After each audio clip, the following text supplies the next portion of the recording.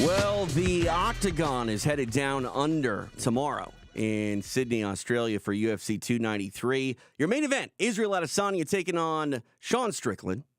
Undisputed middleweight championship of the world will be on the line, and I'm happy to be joined. Hi, I'm TJ DeSantis. I'll explain why I'm all flustered here in a moment. I got the man, the myth, the legend. His name is Ray Longo. It is extra rounds. How are you, Ray? I'm good, TJ. How we doing tonight, TJ? I'm not gonna lie. I won't say I'm playing injured by any means, especially you. 2 weeks removed from hip surgery? Not even 2 weeks, I think. 2 weeks as of today. Yeah. Yeah. We're using new software over here, Ray. Yeah. I don't really know how to use it, which is like the story of my life. You know that old saying, like, fake it until you make it? Yeah. Is that what we're doing? Well, no, I hate to say this. I think I made it a long time ago, but I am still faking it, man. I have no idea what the hell's going on over here. You know me, old school is the only school. So anything new, I reject at this point in my life. I'm with you. Rejection. Rejection is key. If you never get rejected, then how do you know when you get accepted and when you're kicking ass or something like that? Yeah, that's what I'm talking about. I think you get the concept. Yes. All right. So let's talk about it. We've got a fun fight here with Israel Adesanya taking on Sean Strickland. Not the fight that a lot of people thought we were going to get. For Izzy's first title fight back after reclaiming the throne. There was a lot of talk about Dricus du Plessis. I mean, a lot of people expected Robert Whittaker to get things done against Dricus, and obviously that didn't happen. Then du Plessis, dealing with an injury, and now enters Sean Strickland. And I know this is a guy that lost a couple fights not too long ago, but it's intriguing to say the least. Love him or hate him, Sean Strickland will make you feel some sort of way. And I think that's half the battle when it comes to trying to be a marketable fighter. I won't say that Sean Strickland is the most marketable fighter, but he is definitely a guy that is going to make you feel a certain way. And if you're buying the pay-per-view, I guess that's marketability. Yeah, I mean, look, I don't think he's a guy they want to see as champion, but he is going to fight you. There's no question about it. You know what I mean? I am getting kind of mixed vibes from the guy when I'm watching him at like the press conference. But he's a guy that's always in the gym. You kind of know who he is. And on Israel's side, like he says, it's 100% nothing he's never seen before. Because Sean's basically a boxer. Right. We'll see if he wants to implement some wrestling. But, he's got a great jab. He's got great pressure. He torches the shit out of you with his mouth. I think he could take a pretty decent beating. It's an interesting fight. It really is. And it's also a fight where Izzy could just go off the rails and pull out some crazy shit. But I don't know. I'm excited. No, he tells me at like the press conference. He's crazy for real. Yeah, no, he legitimately is, and that's the thing too. I had never really spent a lot of time around Strickland until this past International Fight Week, and it wasn't even a lot of time that I was necessarily around him, but it was the times that I were around him. It doesn't seem like it's a gimmick in the sense like Colby Covington. You're around Colby Covington, like he flips the switch, right? Like Sean's a guy that I think he's embellishing a little bit, but not really. He's not playing a role that's not genuinely inside of him somewhere. No, I'm saying what you see is what you get, and I say there's not one bit of embellishment in there. I think because there's almost like an uneasiness with him, right? Like he's laughing. Sometimes he's the only guy laughing. He's definitely become comfortable with who he is. Right. I think, and he's maybe is he embracing it a little bit too much? I don't know, but who's to say, really? Yeah, who's to say? But he seems like you're getting. I'll tell you one thing: he's consistent, and I don't know. This is it. Interesting fight. No, 100%. You sick, Ray? I don't know what's going on. I got like a dry cough. You might be allergic to me. It happens. My wife is definitely allergic to me. Could be allergies. Yeah, let's take a quick look at the bio of Sean Strickland, because it actually kind of blew me away to think that he's been in the UFC for 9 years. And wow. I saw a video the other day where it said the fight that you forgot took place, and it was a 170-pound Sean Strickland taking on Kamaru Usman. And, yeah, I completely forgot that he had fought. I had no idea of that. Yeah, they fought. And, he's been doing pretty, well as a middleweight since moving up. He moved up in 2020. Decent finishing right north of 50%. Nice record, 27-5. But when I look at Strickland and most recently, things have changed a lot in the last year and some change. When I think about International Fight Week of 2022, we're talking about Israel Adesanya taking on Jared Cannonier, and we're thinking, okay, there's no one really left for Izzy to fight after this one. Well, on that same night, Alex Pereira knocked out Sean Strickland. Right. And obviously we've had, two more chapters, I guess, between Izzy and Pereira. Now we're looking at Strickland, who I feel, Ray, in most situations, you're not getting a guy that was knocked out a year ago, turning it around so quickly that they're going to be in a title fight, 14, 15 months later. But that's where Sean Strickland is. And when this fight was announced, I don't think too many people hated it. Even if you don't like Sean Strickland, I think the matchup was intriguing enough to be like, all right, I'll watch that. Well, and that's because of his antics, too. Right. Because you want to see him at the press conference. You want to hear all the crazy things he's going to say. And he is tough. And, Pereira cold-cocked him. He didn't go out. Right, yeah. No. You know what I mean? So the guy's got a chin. He 100% is that guy in the gym every day sparring and, whatever. So I'm curious to see what's going to happen. He's going to go in there and shit talk. And oh, yeah. He's going to make it a fun fight. I do believe that. And he is going to make it a fight. I think exactly what he's going to do. And we'll see how Izzy deals with it. But I do think, like Izzy said, it's just nothing he hasn't seen before. The guy's got a good jab. And, his boxing's good. He could take a punch. I think it's got the makings for a fun fight. Yeah, and you mentioned the champion. Enter Israel Adesanya, now on his second reign as the undisputed middleweight king.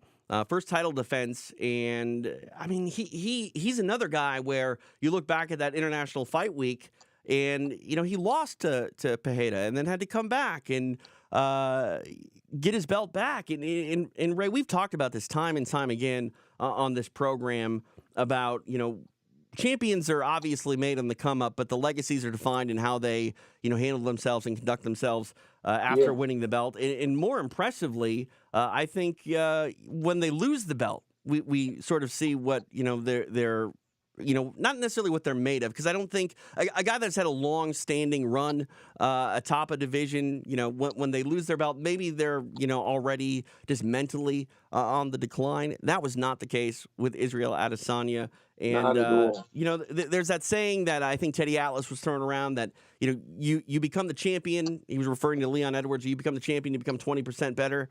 How much better do you become, Ray, if you lose the belt but get it back? Because that's got to be some percentage. I don't know what the metric is, but you have to prove to the world that I honestly, Ray, like we've talked about, I think it's more impressive that he won the belt after losing it than capturing it the first go around. Well, I'm going to tell you, I'm going to say, TJ, you're 100% right.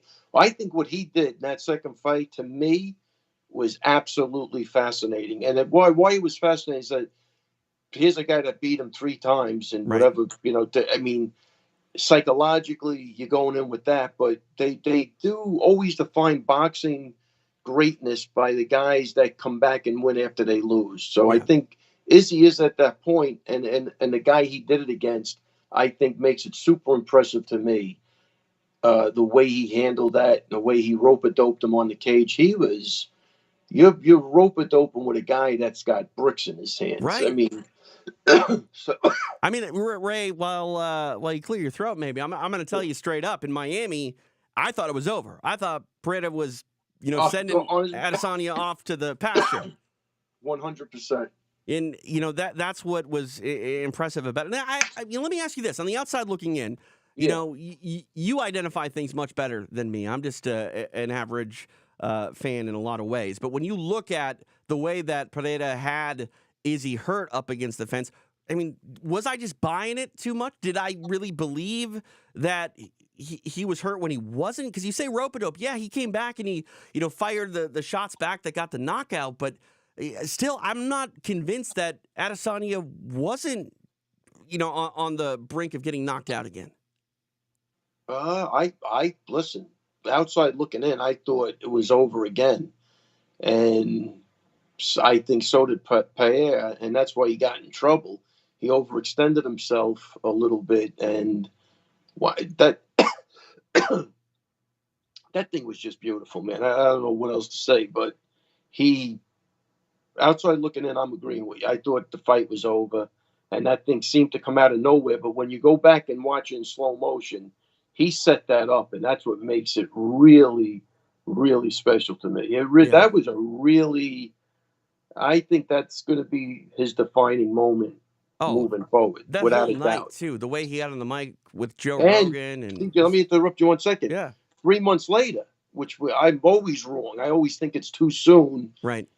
He did it. I mean, there's so many things in there that I think makes this guy great. That's definitely a couple of them. Yeah, no, 100%. And we live in a world where the GOAT discussion gets thrown around so much. You get no offense to any fighter out there, but when an athlete gets 1 or 2 title defenses, we start to rank them all time, and I'm like, man, just let the guy have his run here. You know what I mean? The run will speak for itself. If you're truly the greatest of all time, there's not much of a debate, right? Like you're gonna solidify yourself, on your own merits. But looking at Israel, the fact that he lost and came back the way that he did, just adds to that status in a way where, we saw what Anderson Silva did after he lost to Chris Weidman. Not much. Yeah. Not much. Yeah, not much. And he was losing that fight before that. Right. No, he was 100%. getting mauled in the clinch where he's normally strong. Yeah. And that's what I'm saying. Is what he did to me again is unbelievable. Yeah. Just mind-boggling. Let's take a look at some of the accolades from Israel Adesanya. 24-2. That one loss, obviously, or 2 losses. One being to Pereira, which he avenged. The other being to Jan Blachowicz in a fight that he didn't have to take. He didn't have to move up to light heavyweight, but people were interested. Good finishing rate, north of 65%. Been in the UFC for a short amount of time when you think about everything that he's done. And he's the first ever 2-time UFC middleweight champion. And if that weren't enough, let's look at more accolades here. 5 successful title defenses. He goes for number 6 tomorrow. 8 post-fight bonuses. Tied for the most knockdowns at 13 in middleweight history, tied with Anderson Silva. And then most knockdowns in a UFC title fight. That is number 4. He got 4 knockdowns against Kelvin Gastelum. So you want to talk about what Izzy might be doing moving forward. It's just adding more and more to his greatness, and we'll see what happens. I'm curious though, Ray. When I look at Adesanya, we talked about that aforementioned Blachowicz fight. The 205-pound division has changed quite a bit, and I'm curious if he is able to get by Strickland and does so in a pretty dominant fashion. Obviously, there's the Dricus du Plessis fight, but do you think Adesanya would be potentially ripe for another opportunity to move up at 205 pounds? Alex Pereira's up there. He's going to run into a familiar foe, I think. But I think there's a good chance that, because I think he's just going to get bored with the 85 division. He's going to kind of have to move up, you know, unless the only fight after this really is Khamzat, right? Yeah, and that's where the hell has he been? I don't know. If I'm Khamzat Chimaev and I'm sitting, on the sidelines any longer, I think I'm going to make the argument that I'm a welterweight again, and I don't need to be fighting Israel Adesanya. Yeah, what are we doing? I don't even. When was the last time he fought? Was it the Kevin Holland fight? No, he fought Burns after that. No, that was before. Pretty sure. Maybe Frankie, our producer, can help me out. I'm 85 to 90% sure that the Burns fight preceded the Khamzat Chimaev fight, or the Kevin Holland fight, which was supposed to be. Yeah, you might be right. That's interesting. But that's like a year ago, Ray. Yeah, But I mean, I don't. Did I? You know what it is? Some of the fights are so quick you don't even remember I them. hear you. I hear you. And You know? also too, it's been a year. I think that was Yeah, September of that's last a year. long time, man. Absolutely. Yeah. That's a long time But for a guy that was like superstar, stardom type of yeah. guy. I mean, you can't leave those guys laying around for long. I mean, people already probably forgot him a little Well, bit. especially in a what have you done for me lately sport. You know what I Yes. mean? So, So there's uh, got to be something going on that we don't know. Either USADA or something's going on because it doesn't make sense to me. yeah, I wonder how much Hamzat is motivated to fight though, because like as soon as he came on the scene, he kind of quickly became this personality, almost more so than a fighter. He and Darren Till like basically have this comedy, duo going on. Like I don't know, Yeah, strange but he was a guy fighting that for wanted to sure. fight every week. How do you Yeah. go from being that guy to we don't even know where he is? You might get it out of your system real quick sometimes. I don't know. Yeah, maybe. I I don't don't know. know. Maybe he thought he didn't get paid the right amount of money and he doesn't like it. I have no idea. I guess that's a question for Hamzat, and Yeah. hopefully someone will ask him. I want to talk about Sean Strickland here in the sense that he's a number 5 guy. He's intriguing. We haven't seen this fight yet, but if for some reason he's able to cash as a big underdog on Saturday in Sydney, how does he get it done, Ray? What is the path to victory for Sean Strickland? The only way I see him getting it done is if he got it done would be a decision and just maybe taking a couple to give a couple and out voluming the guy, Right. annoying the shit out of him, taking the best he has to offer and still coming back with something, always moving forward. Who the hell knows? I just don't think he'll be able to do it with Izzy. I think Yeah. he's just going to be his legs are going to get chopped up. I don't know. Well, A decision is the only way I see it going. when I look at the Blachowicz fight, I mean, obviously Jan was able to take down Izzy, control him, and take him into deeper waters. Strickland's a good wrestler. He has the ability to wrestle. I just don't know. And again, we mentioned him being, a guy that fought at welterweight. I don't think he's necessarily undersized for the division, but I don't know if he can bully Right. Adesanya the way that Blachowicz did. Right. No, I don't think he's going to be able to do that. No, nor do I think he wants to. I mean, I'm sure his team has a plan for him, but I think that guy's one of those guys. TJ's going to do whatever the fuck he wants to do, just like he handles himself in Right. everyday life. Well, I So, mean, that was sort of his undoing, though, against Pereira. He stood with him when, and yeah, he said even before the fight, I'm going to go out there and stand with this guy. yeah, yeah, yeah, yeah. So let's see, maybe something clicked in his head, but I like to see him mix up the wrestling. I don't think it'd be easy for him, because again, we haven't really seen him do it in the octagon a lot, and Right. he's a 170-pounder coming up, so be interesting. Yeah, no, we'll definitely see what happens. Let's take a look at our co-main event. Tai Tuivasa, one of the most exciting guys you could ask to watch, is back in action. Bam Bam going to do it in front of the hometown crowd. I don't know if he's from Sydney proper. You're from that part of the world, whether it's New Zealand or Australia, and I call it a hometown fight at this point. But Ty obviously, I mean, Ty gets like a hometown reception, Ray, in any town that he's fighting in Uh, because he's so exciting. One of the more likable guys in the sport. Come on, Absolutely, guys. He's absolutely. got the shoe. He's going. He's always, crowd friendly. I've been on the bus with him a couple of times. Just a funny, outgoing, very, very nice guy. So I'm pulling for Tai Tuivasa. I think this is a good fight for him. I think the other guy's, more long and lanky than he is Right. powerful, and I think he'll be able to walk through that almost similar to Derek Lewis in the last part of that round. I think you'll see him start that early. He's not going to wait as long, I don't think. And I think that's going to be the difference in the fight. The interesting part about Tuivasa, though, is when you look at what he's sort of dealing with coming into the fight. He's lost his last 2 fights by way of stoppage, both by way of knockout. And I don't think that he's necessarily going to be mentally out of it, because this guy, I mean, he was a rugby player, I think, coming up. Like he's a guy that just he sees someone standing in his way, he's going to run headlong into him as hard as he can. He's not afraid of a firefight. Another day in the office, TJ. For Right, him. right. But at the same time, when you are going into a fight and your chin has failed you in your last couple of outings, I mean, I'm curious if there is any sort of strategy change. You mentioned the type of length and striker that Volkov is. In a firefight, it's not a good idea for Volkov to bite down in the mouthpiece and try to knock this guy out. It's just not. Yeah, who did he lose to in his last 2 fights? It was let's see here, Cyril Gane and Sergey Pavlovich. I mean, right. That this guy's not close to either of them. That's why I say the difference is, and he's tough, man. He's just, I think it's part, like again, Gane is huge, and the other guys, they have everything on him. But he's in there swinging. That's what I'm saying.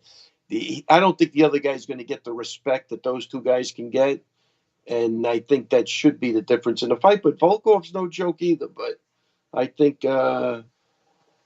Tuivasa will be put in a good camp. He wins that fight. Yeah, we'll see what happens. Take a look at some of the accomplishments of Tai Tuivasa. Look at that, Ray. 93% finishing rate. Are you kidding me? You want to talk about a kill or be killed fighter?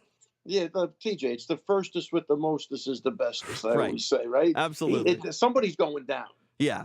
This isn't a decision fight. No. You know what I mean? So that's why he's still in the UFC, even if he lost another one. He's exciting, and he is losing, but he is in there swinging, and you zig when you should have zagged against that guy, and you're going down. Right. And I mean, we've talked about this time and time again. Tai Tuivasa, it doesn't matter how many fights he's really lost, whether it's consecutively or whether it's over the course of 10, as long as he's getting cleared, I think he probably has a job in the UFC, and you're going to have fans that want to watch him compete. Yeah. And he's got the power to start you too. So right. That's never leaving him. And I don't know. Like again, I think the guy's having a blast, and I think he fights free where he should probably be fighting more with a game plan. I think he would do better, but that's who he is. Yeah, well, standing in front of him is Alexander Volkov, MMA record of 36-10. Pretty good finishing rate as well, 75%. 24 of his 27 finishes come by way of knockouts. So he's not a slouch when it comes to the stand-up department. But again, standing inside the pocket and throwing with a guy like Tai Tuivasa, it's a different game all the way around. But that's an interesting stat there on the bottom, Ray. He's only been stopped via strikes twice. So Volkov has shown some durability. But, I mean, I don't know if you want to test it against Tai Tuivasa. Yeah, right. It's either...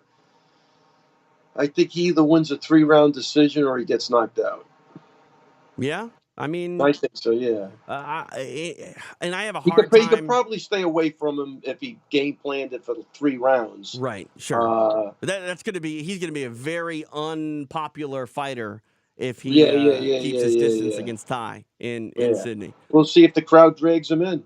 Yeah, no, absolutely, we will. It'll be interesting to say the least when it comes to sort of expectations and how it can, because that's the thing too. Like Volkov obviously doesn't want to necessarily run, but you do want to bring Tai into those deeper waters. Try to get him to gas out. Try to get him to become which I think is a problem for him. I think he does have that problem. Yeah, I mean, they're heavyweights, Ray. Yeah, that's why that first round is always awesome, and that first round and a half, whatever. So right, but I'm just at this point, the heavyweight division, you're never going to get away from that for most guys. Not everyone is going to be the most, athletic athlete that can carry around 260 plus pounds of weight and bite down a mouthpiece. And that's why I'm super impressed with Cyril Gane's stand up. I think he's. For a big guy, he really moves like a freaking lightweight, that guy. Yeah. And it looks like he knows how to conserve his energy, so that's not a problem. And he's accurate as shit. That last fight was a really good fight. He's done it to a lot of people. So being that we're talking about heavyweights, I might as well get your thoughts on the Cyril Gane victorious Saturday in Paris. Did you hear about this? Did you hear about the robbery? Well, I heard about it. I didn't read anything about it, though. I heard I about it. mean, man, Ciryl Gane's, out there in the Accra Arena, proving that he's one of the best heavyweights in the planet. And thankfully, the judges didn't take away the win, but someone literally broke into his house and robbed the man. It's just Imagine that as a criminal. You got this guy sitting around. They go, look, man, this guy's fighting tonight. Nobody's going to be home. right. I mean, think about it. So it's pretty. Like when I was growing up, my father would never tell anybody we're going on vacation. He was dead set on, do not tell. I go, why? Did they know you're gone? I mean, and he wasn't really that type of guy, but he did always say that. And I think that's the problem. You got to be tricky, especially with social media. Oh, yeah. People know where you're at. I mean, if you're a bad guy and that's all you're doing is plotting that type of shit, Yeah. that's like a home run to you. No, I'm telling you, Ray, like Ciryl Gane, when you know what that man is capable of doing to you physically, I don't care if I am watching him on television and it says live in the upper right-hand corner. I'm not going into his house just in case it's tape delayed and I don't know what's happening and he comes around the corner. Like now you're scaring me because I want to go outside. They might be robbing my car right now. You never know. Knowing that I'm talking to you when doing the podcast. I mean, it's possible. The show's wildly, popular. So. Oh man, Yeah. Why are you laughing? Yeah, come on.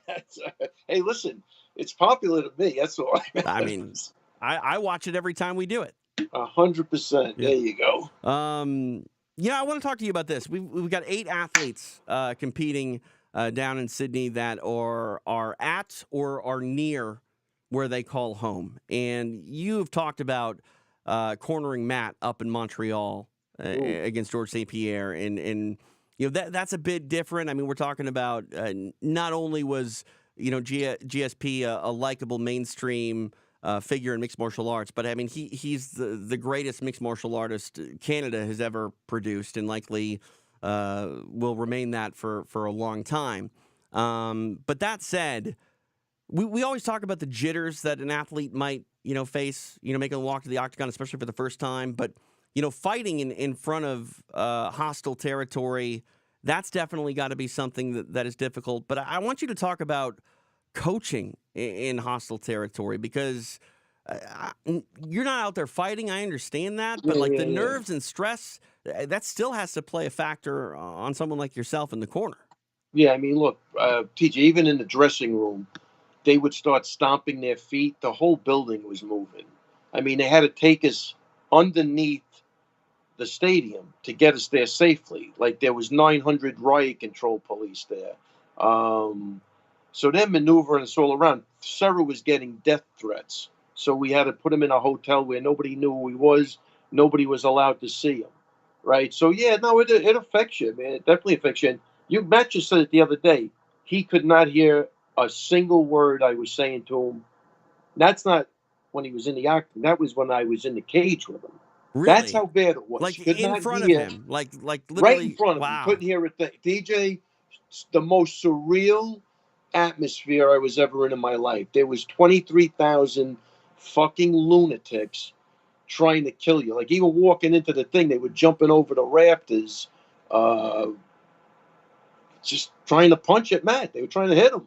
And that's crazy. I mean, I understand Matt beat him, but why would you go? Like, you're going to go after someone that just won a fight? Like, I don't get it. Yeah. I don't get it. I remember calling. I'll tell you, it wasn't even close, but when Aljo was in Boston coming out, I mean, they were like, fuck you. I mean, like it was personal. It wasn't like, you're going to lose or. Right. They were fucking getting nasty, like really, like beyond where a fan should be. Yeah. If you want to boo, I'm not that I'm in agreement with that, but sure. But this was nasty. But Sarah was, I'm telling you, we had probably 20 security guys just engulf us because they were coming over the rafters. And who doesn't like Matt Serra? You know what I mean? Like, well, now, look, even him and George are great friends. Right. I mean, that's the beauty of MMA. That's what I love about it. I mean, Dean Thomas couldn't even not like Matt Serra. They ended up becoming friends. TJ, let me tell you, I always talked about this. I always bring this up because, everybody loves Dean, right? Dean's a fucking great. They hated each other after that fight. Dude, they were, whatever the beginning of the internet was, they were snipping at it. It was bad.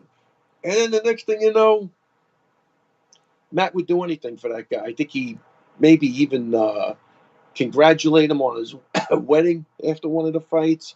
I don't know where that happened, but they became really good friends. I mean, doesn't Dean have Matt's name tattooed on his body?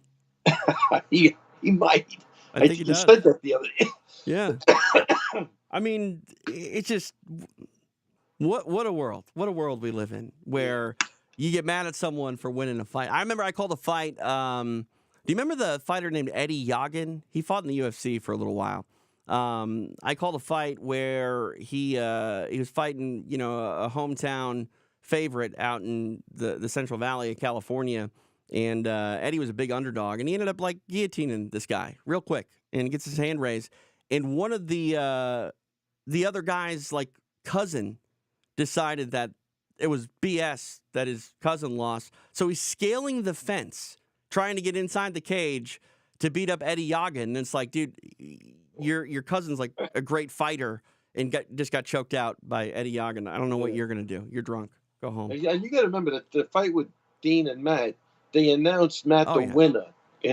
See, I feel like that's where all the rivalry started. Maybe there was some bad blood before that, but that's a good point though. And then we're celebrating in the back, and Dana comes. He goes, "I got bad news." They gave the fight to Dean. I would feel terrible about that, Ray. I made a mistake, dude. I bet you they were fighting for like 7-7. They wouldn't even give him his show money. That's what I'm saying. Like getting the hand raised and not getting the money. I mean, like I would feel terrible about it. If I was what Dean, if you bet that fight and you went to the window and collected already? That's a great question, because back then, it's not like social media was a thing. Like I don't even know if smartphones were necessarily a thing. Like right, so you might not have the information right away. You might not have found out for 2 weeks later. You know what I mean? Until it shows up on a website or something. Yeah, maybe you're right. Maybe that's. I don't remember, but I remember them chirping back and forth. It was brutal. Yeah, but it was always, you got to remember, if you look at those two guys, I don't think it was ever malicious. It was always more funny. Right. You know what I mean? Like, so it was humorous, but they're both serious. Funny guys. Yeah. I just love the fact that Matt Serra and Dean Thomas are still at the forefront of the casual MMA fans' minds in 2023. You know what I mean? Maybe more so than ever. Like that fight happened over 20 years ago, Ray. Think about that. And that's crazy. Was it over 20 years ago? Oh, yeah. That happened in 2002, early 2003, something like that. Jeez, man. I tell you, that's crazy. Yeah, no, it freaks me out. This is actually scary at this point. Holy crap. All right. Well, let's talk about a feel-good story on the way out here. UFC 293 is going to mark the UFC pay-per-view commentary debut for Laura Sanko. Man, just a long time coming for Laura. I worked with her on the Invictus stage back in the day. She came up in the UFC through the Contender Series, found her way into a commentary booth there, and then slowly but surely made her way to the fight night. And now it's the big show. Laura is one of the most well-educated, well-refined, and polished broadcasters you're going to find. And I think what is amazing about her ability is she's not just a pretty face with the microphone, right? She's not just asking the low-hanging fruit questions. Like, I'll never forget one of the Contender Series fights. She noticed like a very subtle way that someone had made an adjustment on a Darce choke, and asked the athlete about that. And that might almost be over the head of the, casual fan. But the fact that, she's picking up on it and had a question about it, like as a hardcore MMA fan, that's what we wanted for the longest time, right? Going back 20 years ago when Dean Thomas fought Matt Serra, the UFC was, bringing in pretty faces who probably didn't know what the UFC stood for, let alone what a Darce choke was. And I think that the fact that Laura has made it to this stage says a lot, not only about her ability, but the sport's evolution. And man, I'm just excited to hear her go to work on the call on one of the bigger UFC cards of the year. No, she's gonna kill it, man. She's look, she earned that spot, unquestionably earned that spot, and it's almost like she, again, very pretty girl. Always nice. It's like Sanko, bright energy. It's like an Indian name, right? It means bright energy. She's always just bubbly and nice and always engaging to talk to. And she's, Uh-oh. she had a couple of fights. One And, fight. and that's it, man. What was So that? we had a little bit of delay there. You Skyped out on me, but yeah, she had a few fights. Oh, She had multiple amateur fights and then 1-0 as a pro. And honestly, Ray, like I think she's battled with the idea that maybe she had more fights in her as a pro. But I think the sport's right. better off for her not fighting and falling into this role. Yeah, nah, I tell you, first off, she's far too pretty to fight. You know what I mean? I think she's got to protect her assets at this point. But I just, it is a feel good story. Like you said at the beginning it is. It really is. I mean, Yeah. you watch the girl, earn it through the Contender Series and do some other fights and move on to the big show. So hats off to the UFC for embracing that. And hats off to Laura Sanko for actually earning it. Yeah. I heard her talk about some meritocracy, and she really had to earn it. So I think it's beautiful, and I think she does a great job. I love listening to her talk, and she seems like a sweetheart of a person. So You mentioned the last name Sanko. My first Invicta, I took on very short notice. It was like literally 12 hours. I was a photographer at the weigh-ins, and somehow it was the play-by-play voice that's come fight funny. time. And I remember meeting Laura, and I never met her, didn't know who she was. And I get paranoid about names that don't just like stick with me. And I'd never heard the name Sanko before in my life. Yeah, I swore to God I was going to call her Laura Sanka, like that yeah. alternative That's coffee fun. beverage, you know? Yeah, I'm not 100%. Listen, well, here's my question to you: how was she back then, and has she changed to where she is now, character wise? Still the same person, 100% the same person, And I without question. expected that answer, but that's the Yeah, beautiful thing. yeah, no, And I think 100%. she'll always be that person, no Yeah, matter how much, yeah, no, which is great. 100%. And as far as her ability is concerned, I told her this the first night I worked with her, and I told her this this last week when I heard the news. I said I was a fan of her work back before she even knew what she was doing, because she did a great job before she even knew what she was doing.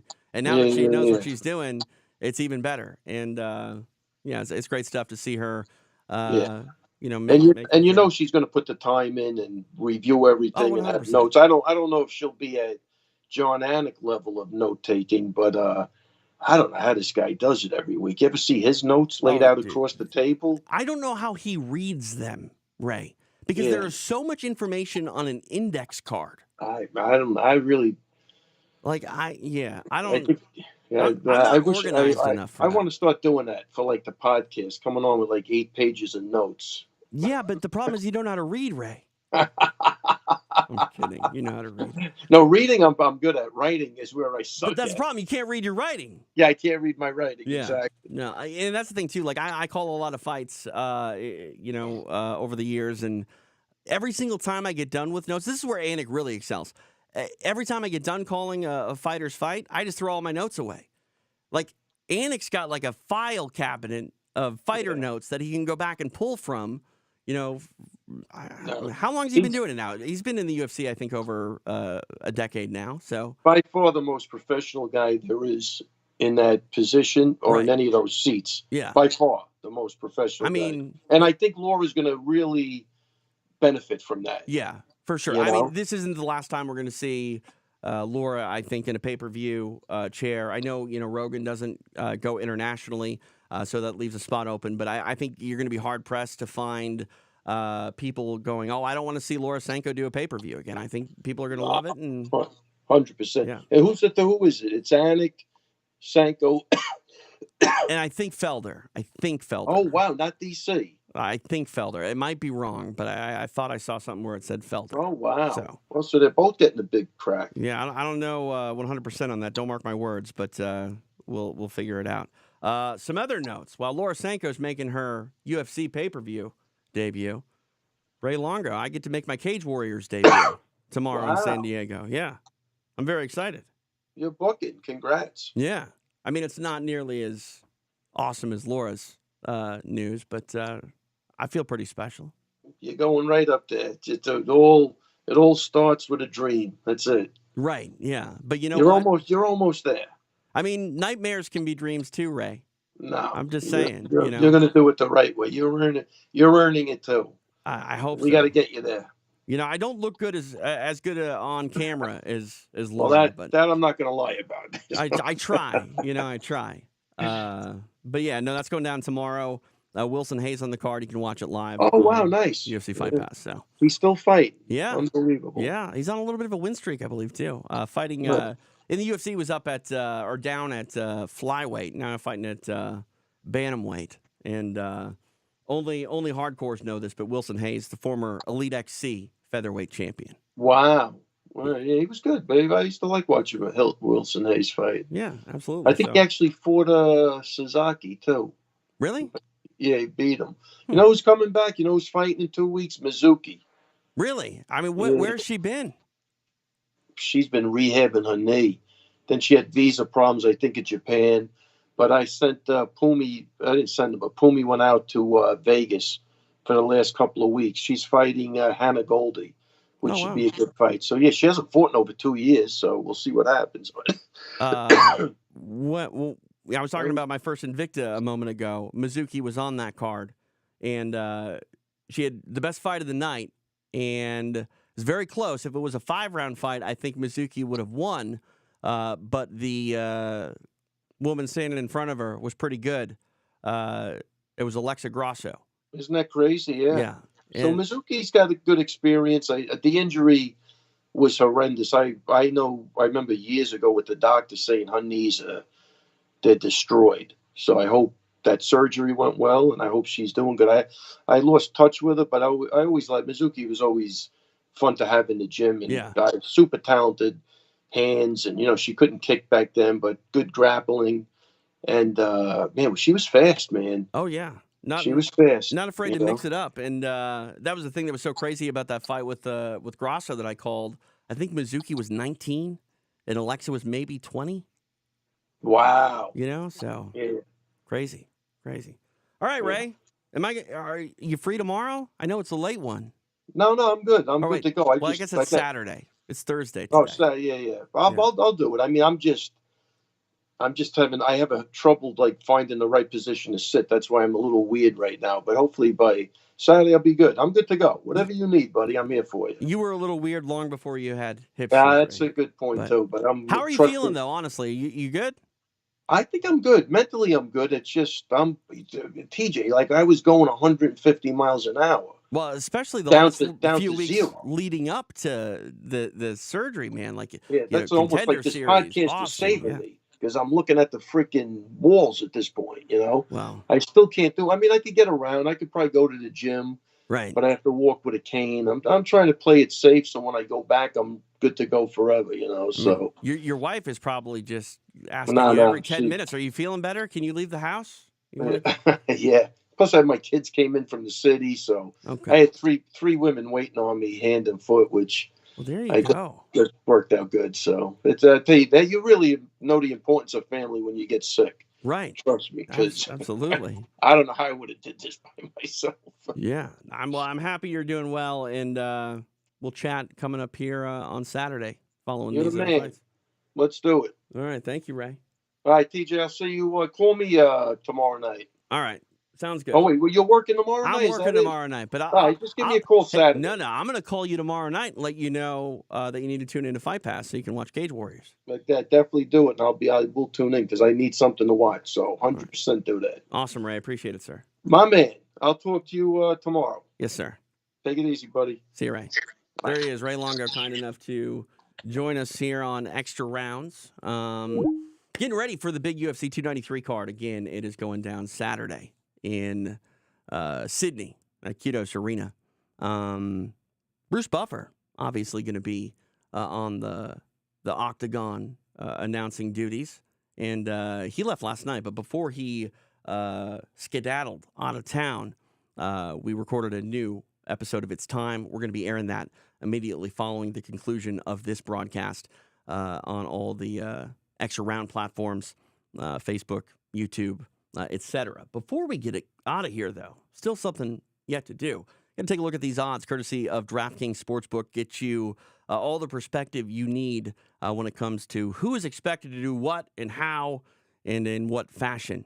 Israel Adesanya, your undisputed UFC middleweight champion, he is expected to win. A pretty sizable number behind the two-time middleweight king, minus 650 for Izzy to successfully defend against the number 5 ranked Sean Strickland. The comeback on the underdog Strickland at plus 470. Tuivasa plus 200. You don't get too many underdogs on the left-hand side of the equation on fight night, but Tuivasa plus 200 against Alexander Volkov, minus 245 is the comeback on Volkov. If you are inclined to do so, you want to help out this show, head over to DraftKings Sportsbook. It is the official sports betting partner of the UFC. New customers can bet just $5 and win $200 in bonus bets instantly. Download the app, use the code FIGHT PASS, and get in on the action today. It is DraftKings Sportsbook, again, official betting partner of the Ultimate Fighting Championship. All right, that's it. Pretty much covered everything we need to cover. We'll be back on Saturday, immediately following the UFC pay-per-view. Going to be chopping it up with the great Ray Longo, talking about who's walking out of Sydney, the undisputed middleweight champion. So please join us immediately following the pay-per-view. But as I mentioned, Cage Warriors going down tomorrow in San Diego. I believe it starts at 6:30 Pacific time. That's 9:30 on the East Coast. Wilson Hayes in the main event. So please tune in. Cage Warriors going down live on UFC Fight Pass. All right, that's it for Ray Longo. I'm TJ DeSantis. Thanks for joining us. We will talk to you later on down the road for more extra rounds, courtesy of UFC Fight Pass. This concludes our live broadcast of Extra Rounds. Are we still on the air? Watch the archive anytime on UFC Fight Pass or Facebook.com/UFC Fight Pass. You can also listen to the show on Apple Podcasts, Spotify, iHeartRadio, or anywhere you listen to podcasts.